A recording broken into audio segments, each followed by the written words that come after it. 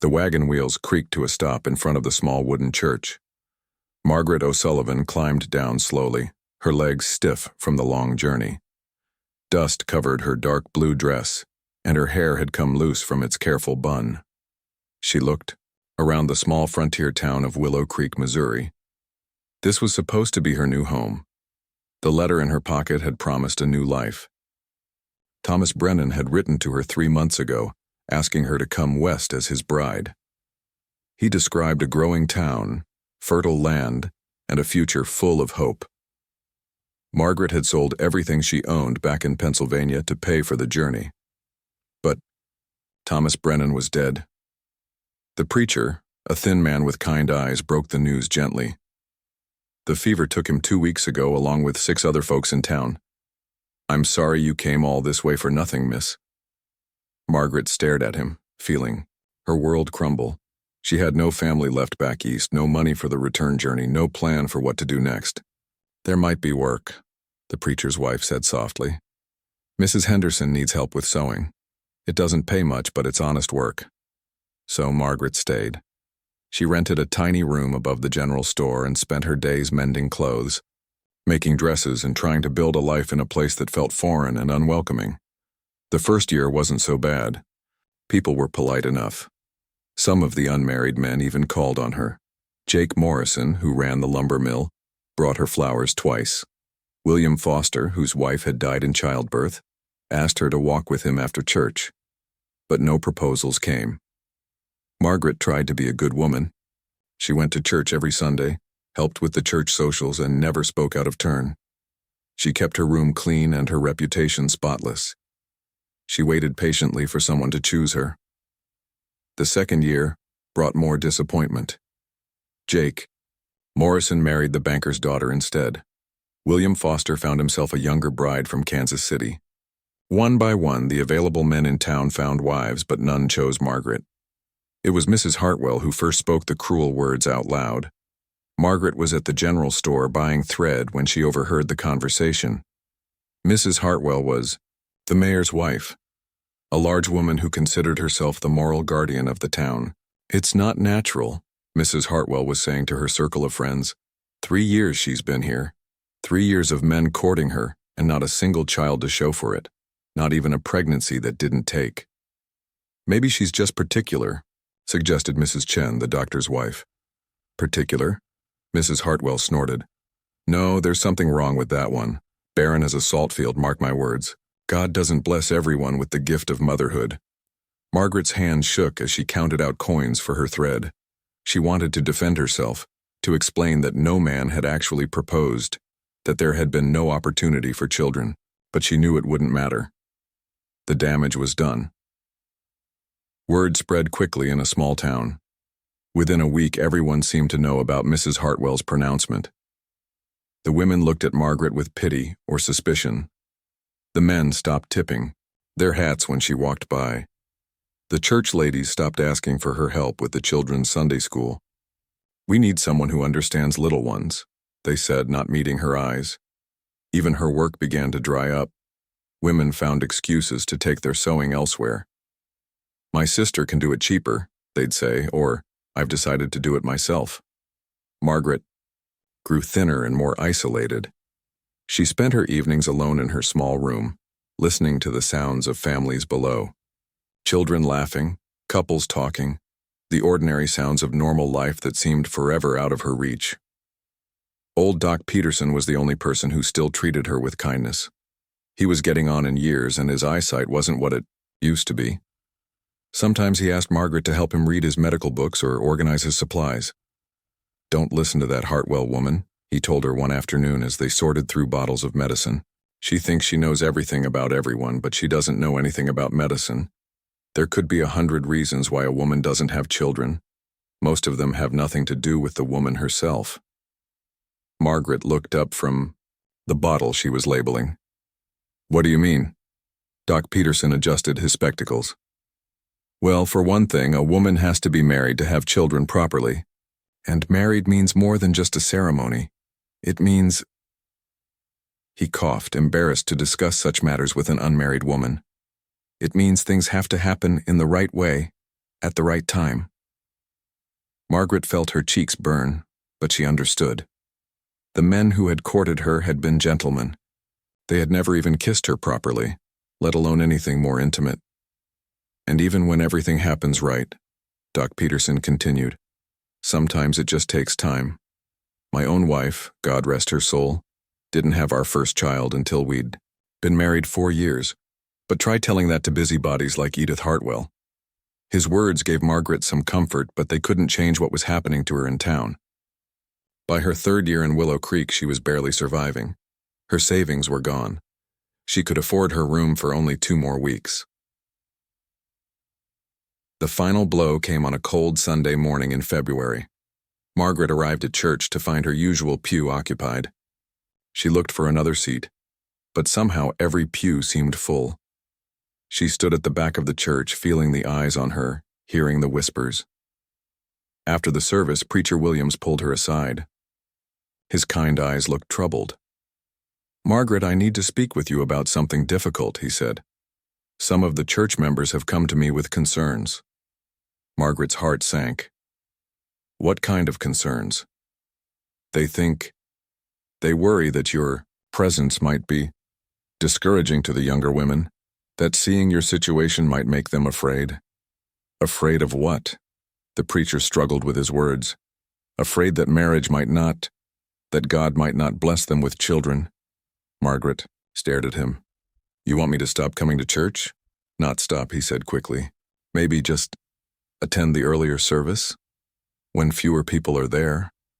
That night, Margaret sat on her narrow bed and faced the truth. She had become a warning, a cautionary tale that mothers told their daughters. Work with men, trust men, even church. Everything had been taken from her because people believed she was cursed. She looked at her reflection in the small mirror above her washstand. 26 years old, brown hair, blue eyes, average height, average looks. Nothing obviously wrong with her. But in this town she might as well have been marked with a scarlet letter. The next morning, she couldn't afford breakfast. Her stomach cramped with hunger as she sat in her room trying to figure out what to do next. She had no money for travel, no family to take her in, no skills beyond sewing. That's when she heard the voices downstairs. Men were talking to Mr. Peterson, who ran the general store. "We got ourselves a problem," one voice was saying. "Got a wagon train heading to New Mexico territory, but we're short on supplies. Need someone who can cook and mend clothes for the journey." "What kind of payment?" Mr. Peterson asked. "Food and shelter on the trail, place to start over once we get there. It's hard country, but it's better than starving." Margaret crept to her door and listened more carefully. They were looking for someone with no ties to the community, someone who wouldn't be missed, someone disposable. She thought about her empty stomach, her unpaid rent, the way people looked at her in church. She thought about Mrs. Hartwell's cruel words, and the growing certainty that this town would never accept her.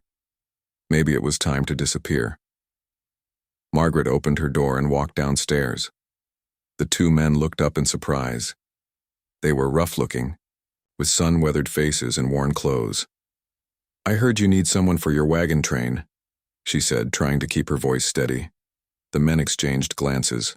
One of them, a tall man with a gray beard, looked her up and down like she was livestock at auction. "You got any family here? Anyone who'd come looking for you?" "No," Margaret said quietly. "No one at all." The man smiled, but it wasn't a kind smile. "Well then, Miss O'Sullivan, looks like we might have a deal." That evening, Margaret packed her few belongings into a small trunk.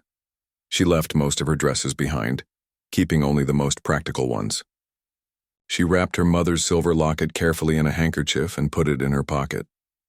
As she prepared to leave Willow Creek forever, Margaret looked back at the town that had branded her as worthless. The lights in the windows looked warm and welcoming from a distance, but she knew the truth. Those homes were not for her. Those families would never include her. She didn't know what waited for her in New Mexico territory. She didn't know if she was making a terrible mistake. But she knew one thing for certain. She couldn't become smaller and quieter and more invisible until she simply disappeared.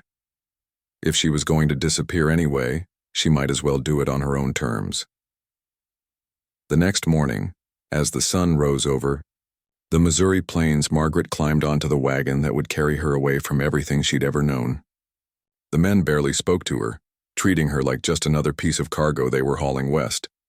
But for the first time in months, Margaret felt something other than despair. It wasn't hope exactly, not yet, but it was possibility. And sometimes, possibility was enough to keep a person moving forward into the unknown. The wagon wheels never stopped creaking. Day after day, they rolled across the endless prairie, carrying Margaret further from everything she'd ever known. The two men who hired her were named Fletcher and Briggs, and they made it clear from the first day that she was the lowest person in their small group. "You cook, you clean, you mend our clothes," Fletcher told her as they made camp the first night. "You don't complain, you don't ask questions, and you don't slow us down." Margaret nodded and set about making a fire with the damp wood they gave her.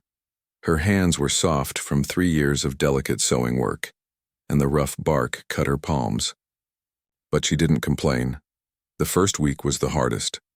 Margaret had never cooked over an open fire or slept on the ground. Every muscle in her body ached from walking beside the wagon all day. Fletcher and Briggs rode horses, but there was no horse for her. "Horses are for people who matter," Briggs said when she asked. He was the younger of the two men, with mean eyes and a way of looking at her that made her skin crawl. At night, she slept under the wagon while the men slept in bedrolls by the fire. They gave her the leftover food after they'd eaten their fill, and sometimes there wasn't much left. Margaret learned to save small pieces of bread in her pockets for the hungriest moments, but she also learned things she'd never known before. She learned how to start a fire with wet wood, how to cook beans without burning them, how to patch clothes with whatever scraps she could find. Her soft hands grew calloused and strong. As they traveled further west, they met other travelers on the trail, families heading to California, traders going to Santa Fe, cowboys driving cattle to market. Margaret watched these people with longing, seeing how they talked and laughed together like real companions. She overheard Fletcher and Briggs talking to these other travelers, and slowly she began to understand the truth about her situation. "What's your cargo?" a trader asked one evening as they shared a campfire. "Supplies mostly," Fletcher said. "Tools, fabric, some other goods we're hoping to trade in New Mexico." "That your wife?" The trader nodded toward Margaret, who was washing dishes. At the edge of the firelight, Fletcher laughed. "Her? Nah, she's just part of the goods. Town back in Missouri needed to get rid of her, so we took her off their hands. Figure somebody out west might have use for her." Margaret's hands stopped moving in the soapy water. Part of the goods. They weren't just giving her work. They were trading her like a piece of furniture or a bag of flour. That night she lay under the wagon and cried quietly. She thought about running away, but they were hundreds of miles from anywhere now. The prairie stretched endlessly in all directions, and she'd never survive alone. The days grew hotter as they traveled south and west. Margaret's face burned despite her bonnet, and her lips cracked from the dry air. The men seemed to enjoy watching her struggle. "You're tougher than you look," Briggs said one afternoon, but it didn't sound like a compliment. "Most fancy ladies would have given up by now." "I'm not fancy," Margaret replied quietly, stirring the beans that would be their dinner. "No, I guess you're not," Fletcher said, joining the conversation. "Fancy ladies don't get traded away like unwanted cattle." Their words stung, but Margaret was beginning to realize something important. Every day she survived, every fire she started, every meal she cooked over the flames, it all proved she was stronger than anyone back in Willow Creek had believed, including herself. 3 weeks into their journey, they reached a trading post at the edge of New Mexico territory. It was just a few adobe buildings around a dusty yard, but it seemed like a palace after weeks of sleeping on the ground. Margaret was carrying water from the well when she saw them, a group of Apache men, talking with the trading post owner. She'd heard stories about Apache warriors, terrifying tales of raids and battles, but these men didn't look frightening. They looked dignified and alert, like they belonged to this harsh landscape in a way she never could. Their leader was a tall man with intelligent eyes and intricate silver jewelry. He spoke English well, discussing the trade of horses and blankets with calm authority. Margaret found herself watching him as she went about her chores. "Stop staring," Briggs hissed, grabbing her arm roughly. "You want to cause trouble?" But Margaret had noticed something in the Apache leader's eyes when he glanced her way. Not the dismissive look she was used to from white men, but something more thoughtful. Like he was seeing her as a person instead of an object. That evening, Fletcher and Briggs got drunk on whiskey they bought from the trading post. Margaret was cleaning up after their dinner when she heard them talking with some other traders about water rights in the territory ahead. "Them Apache think they own every stream and watering hole," one trader was saying. "But we got rights too, American rights." "Damn right," Fletcher said, his words slurred. "Time somebody showed them who's really in charge out here." The conversation grew heated, with the men planning to take water from a spring the Apache considered sacred. Margaret listened with growing unease. She might not know much about Apache culture, but she'd seen enough frontier conflicts to know this kind of thinking led to bloodshed. The next morning, the trouble started early. The Apache group had camped near the same spring where Fletcher and Briggs planned to water their animals. Both groups arrived at the water at the same time. "This is our water," the Apache leader said firmly in English. "Sacred water. You find other place." "This is American territory now," Fletcher shot back, his hand moving toward his gun. "We'll water where we please." Margaret watched in horror as both groups spread out, hands near weapons. The tension was thick as desert air before a thunderstorm. That's when one of the young Apache warriors stepped forward, speaking quickly in his own language. The leader held up a hand to stop him, but the young man was angry, pointing at Fletcher and Briggs. "He says you show no respect," the leader translated. "You take what is not yours. And you can tell him we don't need permission from no—" Fletcher never finished his sentence.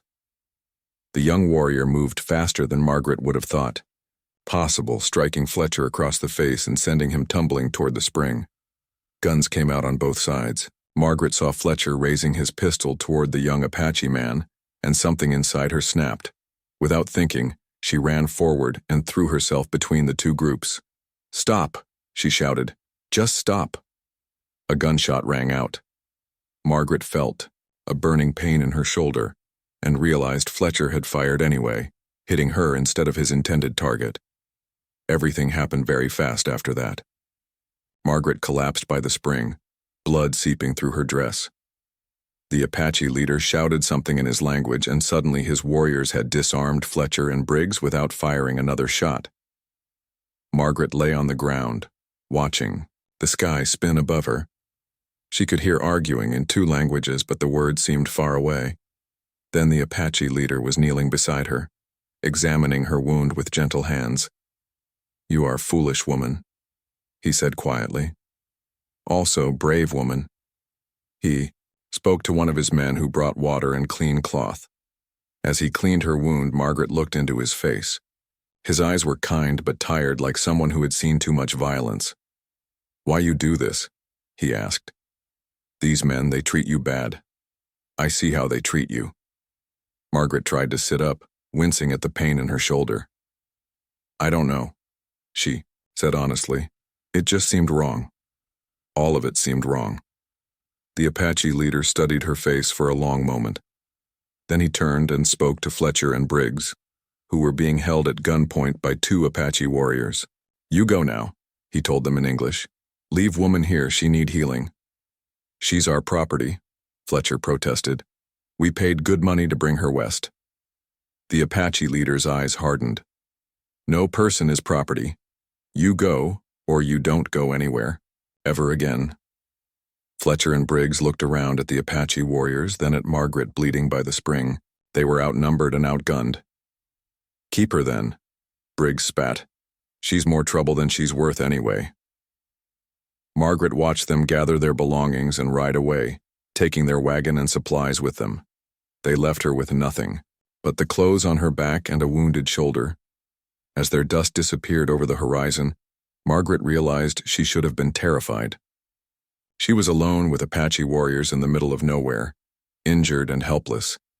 But for the first time in months, She didn't feel like she was being treated as goods to be traded. The Apache leader was still kneeling beside her, but his presence felt protective rather than threatening. "What is your name?" he asked as he finished bandaging her shoulder with strips of clean cloth. "Margaret," she said. "Margaret O'Sullivan." He nodded thoughtfully. "I am called Nalnish. It means he who provides in your language." "What happens to me now?" Margaret asked.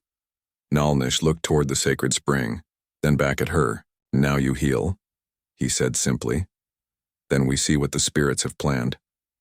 As the Apache group made camp for the night, Margaret lay on a soft blanket they'd given her, watching the stars appear in the desert sky. She was wounded, alone, and further from civilization than she'd ever been. But somehow she felt safer than she had in years. Margaret's shoulder throbbed as she woke to the sound of quiet voices speaking in Apache. The morning sun was already warm on her face, and she realized she had slept deeply for the first time in weeks. No creaking wagon wheels, no harsh commands. From Fletcher and Briggs. Nalnish was sitting nearby, tending to a small fire. When he saw her awake, he brought her water in a beautifully carved gourd. "How do you feel?" he asked in careful English. Margaret tried to sit up, wincing at the pain in her shoulder. "Better than yesterday," she said truthfully. The clean bandages had stopped the bleeding and the wound felt less angry than before. "Good. Today we travel to my people's camp. You are strong enough?" Margaret nodded, though she wasn't entirely sure. She had no choice anyway. This was the desert. She couldn't survive alone. As the Apache group prepared to leave, Margaret watched how they worked together. Everything had its place. Every person had their role. The young warrior who had started the fight at the spring, his name was Chaitin, helped her onto a gentle mare without being asked. "Sorry about," he said in broken English, pointing to her shoulder. Margaret shook her head. "Not your fault. Those men would have caused trouble anyway." As they rode through the desert, Margaret began to see the landscape differently. What had looked empty and hostile before now showed signs of life everywhere. Nalnish pointed out plants that held water, rocks that provided shade, animal tracks that told stories. "Desert only looks empty to those who don't know how to see," he said when Margaret commented on this. "Like people, sometimes most empty-looking person holds the most." Margaret wondered if he was talking about her. By midday they reached the Apache camp. Margaret had expected something temporary and rough, but what she found was a well-organized community. Wickiups made of brush and animal hide were arranged in careful patterns. Children played games while women worked on various tasks, and men tended to horses and equipment. Everyone stopped what they were doing when they saw Margaret. An older woman with silver streaks in her black hair approached them. She spoke to Nalnish in rapid Apache, her tone questioning but not hostile. "This is my sister Desba," Nalnish told Margaret. "She asks why I bring white woman to our home." Desba walked around Margaret slowly, examining her like she might examine a horse she was thinking of buying. She touched Margaret's hair, looked at her hands and checked the bandages on her shoulder. Finally, she spoke to Nalnish again, her voice softer now. "She says you have good heart but soft hands." Nalnish translated. "She wonders if you can learn to live like Apache woman." "I can learn," Margaret said, looking directly at Desba. "I want to learn." Desba's eyebrows went up with surprise. She clearly hadn't expected Margaret to answer her directly. That first week was the hardest thing Margaret had ever done. Desba became her teacher, showing her how to gather desert plants for food and medicine, how to make fire without matches, how to tell which insects were safe to eat when other food was scarce. Margaret's soft hands cracked and bled from the rough work. Her back ached from carrying water and gathering wood. The Apache language seemed impossible to learn. With sounds she couldn't make and meanings she couldn't grasp. But slowly things began to change. Her hands grew calloused and strong. Her back straightened from the constant physical work. And she started to understand a few Apache words. More importantly, she began to understand Apache values. In Willow Creek, her worth had been measured by whether she could bear children for a man. Here, women were valued for their skills, their wisdom, their contributions to the community's survival. Desba was respected not because she was someone's wife or mother, but because she knew which plants could heal a fever and which could kill an enemy. She could track animals across stone, read weather patterns in cloud formations, and settle disputes with fair judgment. Margaret found herself helping with the children in camp, not because it was expected of her, but because she enjoyed it. Many of these children had lost parents to war or disease. They needed someone to teach them, comfort them, help them navigate between the Apache world and the white world that was steadily encroaching on their territory. Her knowledge of English became valuable in ways she hadn't expected. When Apache scouts reported movement of American soldiers nearby, Margaret could help interpret their intentions and communication patterns. "You understand how white minds work," Nalnish told her one evening as they sat by the fire. "This is gift to our people." Margaret had been with the Apache for almost a month when Nalnish began to tell her about his own story. They were gathering medicinal plants together. Her shoulder finally healed enough for the work. "I had wife before," he said quietly. "Beautiful. Woman named Ayana. She gave me son, strong boy named Koda." Margaret waited, sensing there was more. "2 winters ago, soldiers came to our camp while men were hunting. They said we were on land that belonged to white settlers now. When Ayana tried to protect the children..." His voice trailed off. "I'm sorry," Margaret said softly. Nalnish was quiet for a long time. "After that, I thought spirits had no more gifts for me. Thought my heart was buried with my family." He looked at her then, his dark eyes serious. "But maybe spirits work in ways we don't expect. Maybe they bring gifts in strange forms." Margaret felt her cheeks grow warm. "I don't understand. When I saw you throw yourself between guns to protect others, I saw something familiar.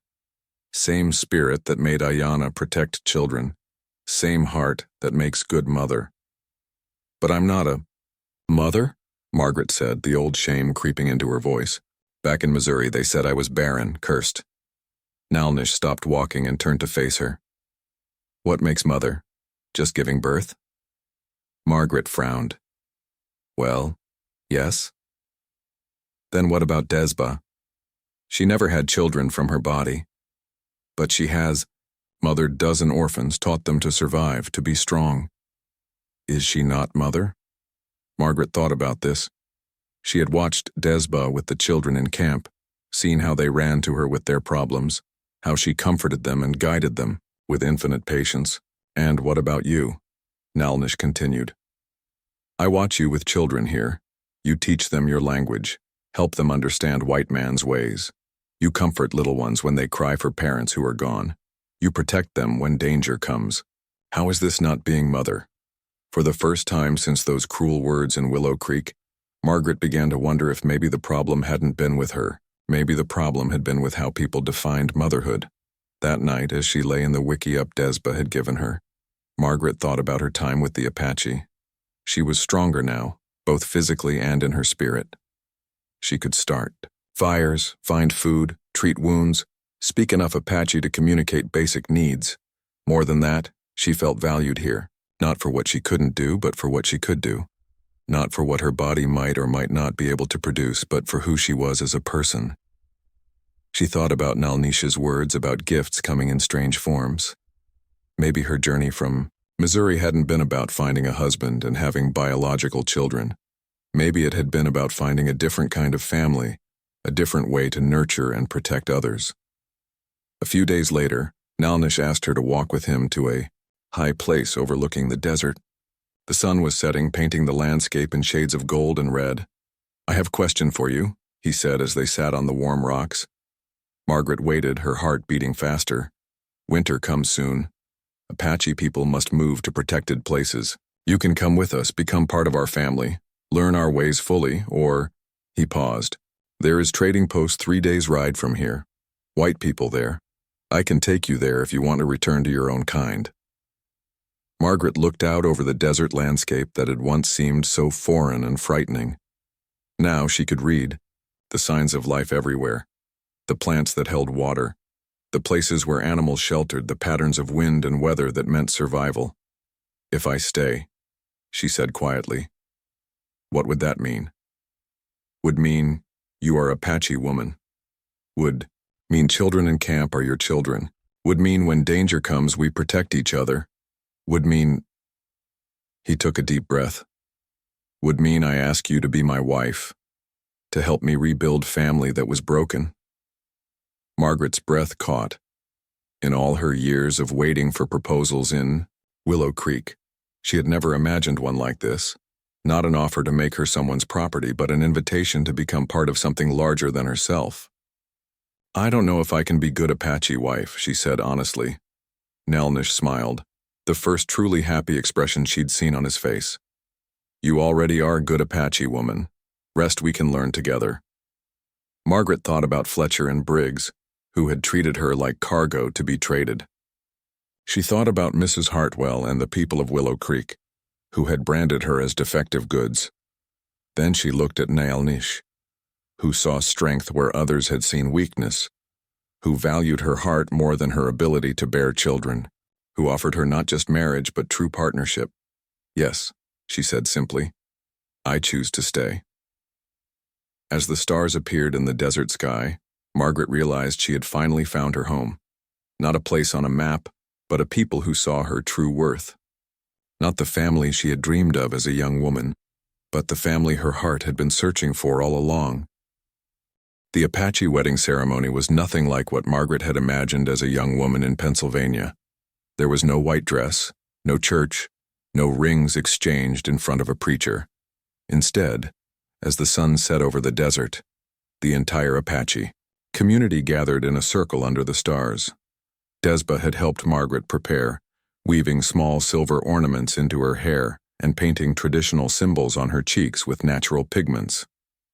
Margaret wore a beautiful doeskin dress that had belonged to Nalnish's first wife, Ayana. "She would want you to have this," Desba had said, smoothing the soft leather. She would be happy that her husband found peace again. The ceremony itself was simple but meaningful. Nalnish spoke in Apache about the importance of family and community. An elder blessed their union with sage smoke and prayers to the spirits. Margaret didn't understand all the words, but she felt the power of the ritual, the way it connected her not just to Nalnish but to his entire people. When it was time for her to speak, Margaret surprised everyone by attempting to say her vows in Apache. She had been practicing with Desba for weeks, and though her pronunciation was still rough, the effort brought tears to many eyes. "I promise to be strong for our family," she said haltingly in the Apache language. "I promise to learn your ways and honor your traditions. I promise to love not just my husband, but our people." That night, as she lay beside Nalnish in their wickiup, Margaret felt a completeness she had never experienced before. This wasn't the desperate search for acceptance she had felt in Willow Creek. This was belonging, but with belonging came new challenges. Within a month of their marriage, illness struck the Apache camp. It started with the children, a fever that made them weak and listless, followed by painful stomach sickness. Margaret recognized the symptoms from her time in Missouri frontier towns. "Cholera," she told Nalnish grimly. "I've seen it before. It spreads fast and kills quick if we don't know how to treat it." The Apache had their own medicine for many illnesses, but cholera was new to them, brought by increasing contact with white settlements. Their traditional remedies weren't working against this foreign disease. Margaret found herself caught between two worlds of healing. Desba and the other Apache medicine women knew herbs and treatments that could work miracles with traditional illnesses. But Margaret knew things about cholera that they didn't. The importance of clean water, how the disease spread, what foods to avoid. "We need to work together," Margaret told Desba as they watched over a sick child named Little Fox. "Your medicine and my knowledge. Both together." It wasn't easy. Some of the Apache were suspicious of Margaret's methods. When she insisted on boiling all drinking water, they thought she was wasting fuel and time. When she separated sick people from healthy ones, they worried she was being cruel to families. But Nalnish supported her. and gradually the combined treatments began to work. Margaret's knowledge of keeping things clean, mixed with Apache herbal remedies, proved more effective than either approach alone. Little Fox was the first to recover completely. When he sat up and asked for food for the first time in a week, his mother wept with relief and hugged Margaret tightly. "You saved my son," she whispered in broken English. As more children recovered, Margaret's reputation in the camp changed completely. She was no longer just Nalnish's white wife trying to fit in. She was a healer, a medicine woman in her own right. But it was during the cholera outbreak that Margaret finally understood what Nalnish had meant about different kinds of motherhood.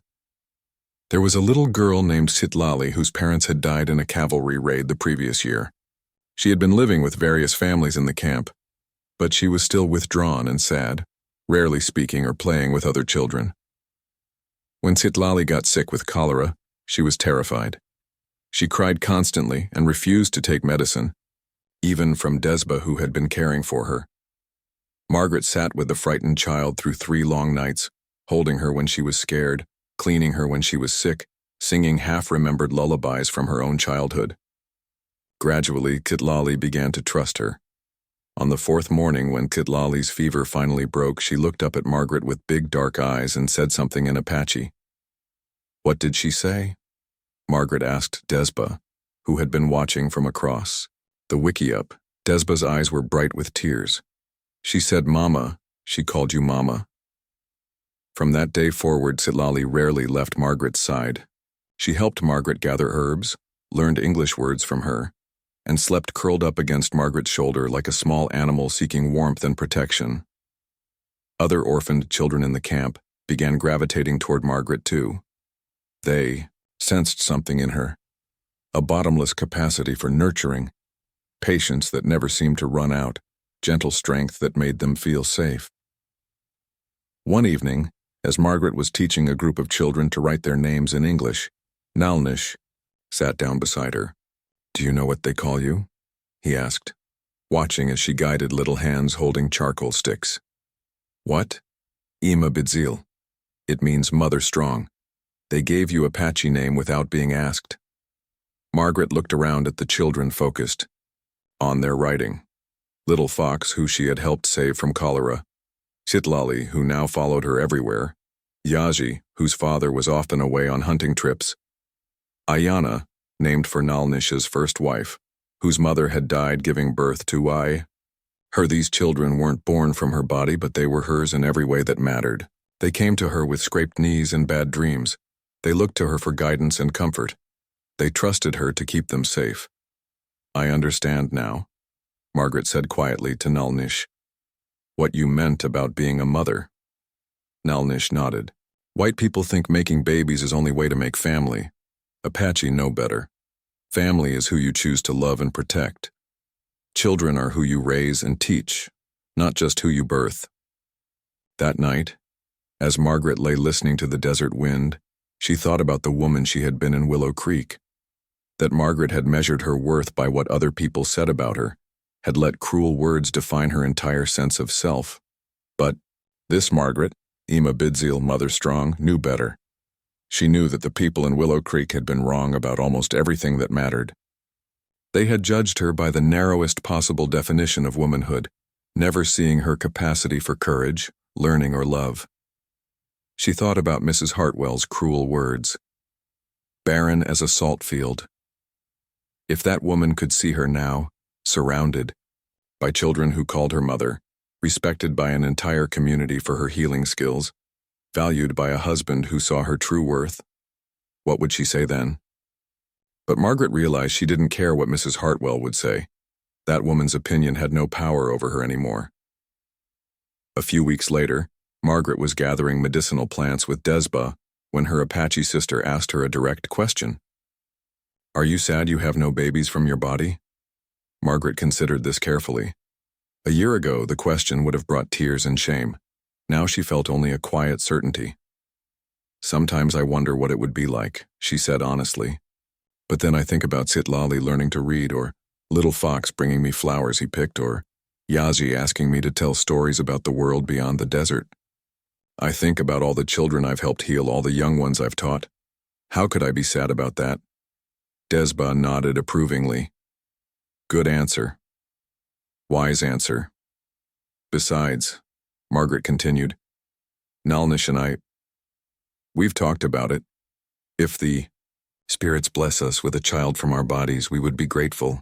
But we already have children. Our family is already complete. As they walked back toward camp, their baskets full of healing herbs, Margaret felt the warm desert sun on her face and thought about the journey that had brought her here. She had been traded like goods, abandoned in the wilderness, wounded and left for dead. But every hardship had been teaching her something important about her own strength, her own worth, her own capacity for love. The woman who had climbed onto that wagon in Willow Creek had been broken by other people's narrow expectations. The woman walking across the desert now knew that she was exactly who she was meant to be. Mother strong, healer, teacher, wife, protector of children, bridge between worlds.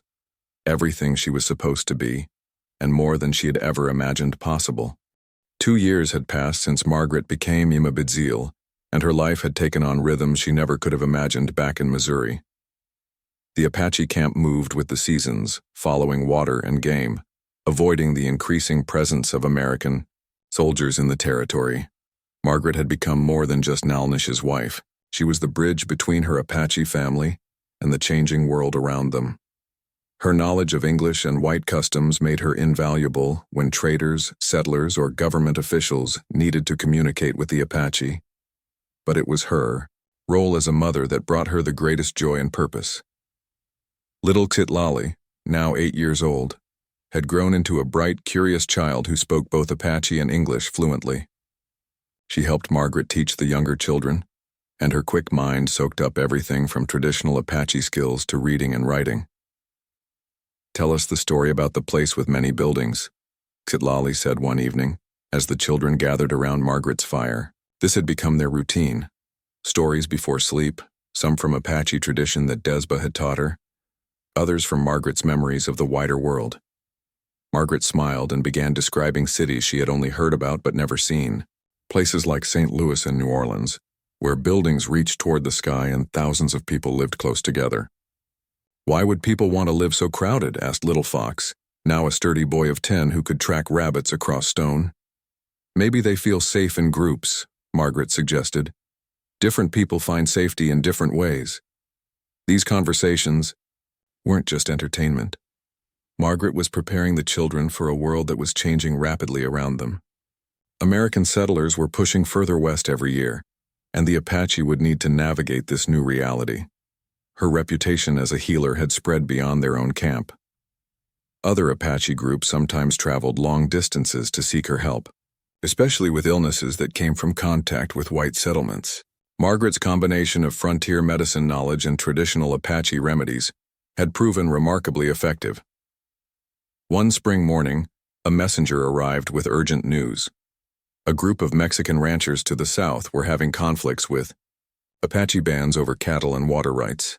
People on both sides had been killed and the situation was growing worse. They ask for Imabedzil, the messenger told Nalnish. They say she understands all sides, can help make peace. Margaret felt both honored and nervous. This would be her biggest test as a mediator between cultures. The journey to the disputed territory took 5 days. Margaret traveled with Nalnish and a small group of Apache leaders, including Desba, who had become an important voice in tribal decisions. When they arrived at the meeting place, a neutral spot near a river, Margaret saw the complexity of the situation. The Mexican ranchers were third-generation settlers whose families had been granted land by the Spanish crown decades earlier. The Apache had been using the same water sources and hunting grounds for centuries. American territorial officials wanted to impose their own laws on everyone. The first day of talks went poorly.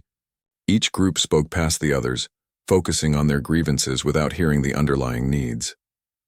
That evening, Margaret asked to speak privately with the wife of the lead Mexican rancher, a woman named Esperanza, whose son had been killed in a recent raid. I lost my boy, Esperanza said, tears in her eyes. He was only 16, just trying to protect our cattle. Margaret listened carefully, then shared her own story. Not the details of her journey from Missouri, but her understanding of loss and the different ways people try to build families and security. "The Apache who killed your son," Margaret said gently. "They also have children they're trying to protect. Children who need water and food to survive. This doesn't make your loss less painful, but maybe it helps us understand how to prevent more losses." The next day, Margaret surprised everyone by proposing they start the negotiations differently. "What if we begin by talking about what we all need, instead of what we all want?" she suggested. "Every person here needs water for their families.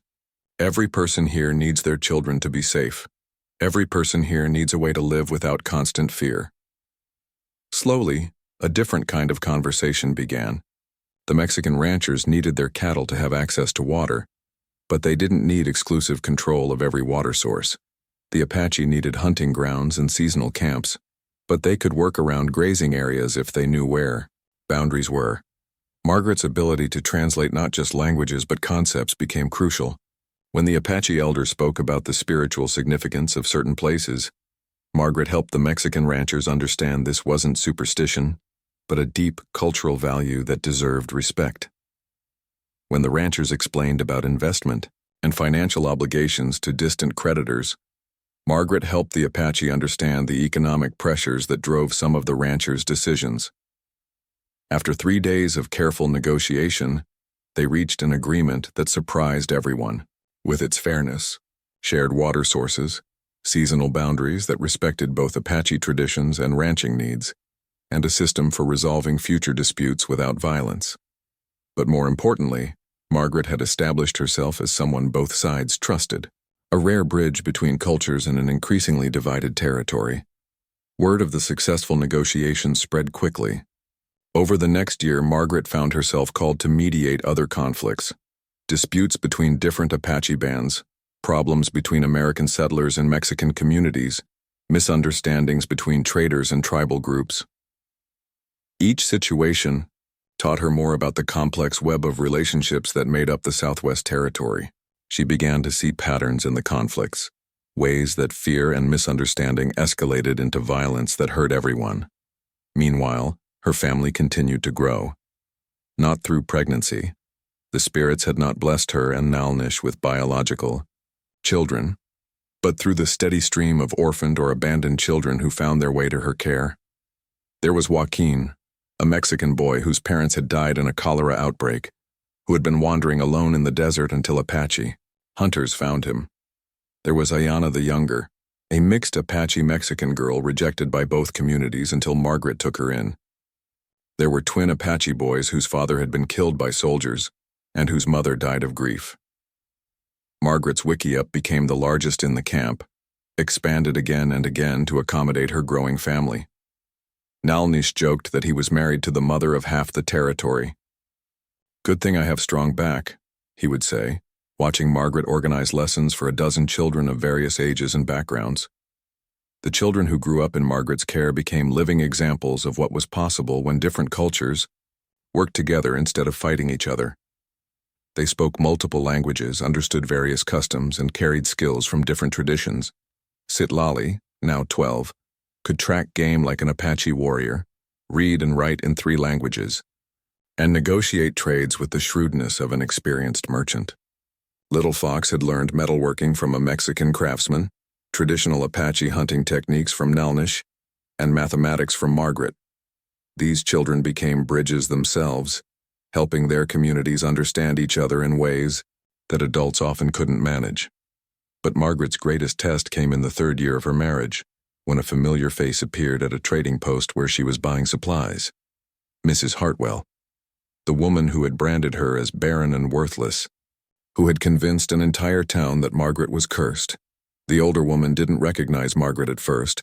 The soft, timid seamstress from Willow Creek was gone, replaced by a confident woman with sun-darkened skin, wearing a mixture of Apache and Mexican clothing, surrounded by a small group of children of various ethnic backgrounds, who clearly looked to her for guidance. "Margaret?" Mrs. Hartwell said uncertainly. "Margaret O'Sullivan, is that really you?" Margaret looked at the woman who had once held so much power over her sense of self-worth.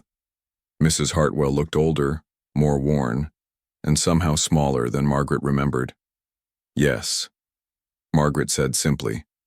"It's me." Mrs. Hartwell looked around, at the children clinging to Margaret's skirts, chattering in multiple languages, clearly comfortable and well cared for. "But I heard you disappeared. Left with some unsavory men heading west. People said you probably died." "I did disappear," Margaret agreed. "The old me disappeared completely." Mrs. Hartwell's eyes narrowed as she tried to process what she was seeing. "These children, are they yours?" Margaret smiled, understanding the confusion behind the question. "Yes, they're all mine, every single one of them." "But how? I mean, you were always—" Mrs. Hartwell struggled with words that had once seemed so certain to her. "I was always what?" Margaret asked gently. She felt no anger toward this woman now, only a kind of sad understanding of how limited her worldview had been. "You know what I said. About your condition." Margaret looked down at Sitlali, who was holding her hand and watching the conversation with intelligent eyes. She looked at the other children, each one thriving under her care, each one calling her mother in their own language. "Mrs. Hartwell," Margaret said calmly, "you were wrong about many things.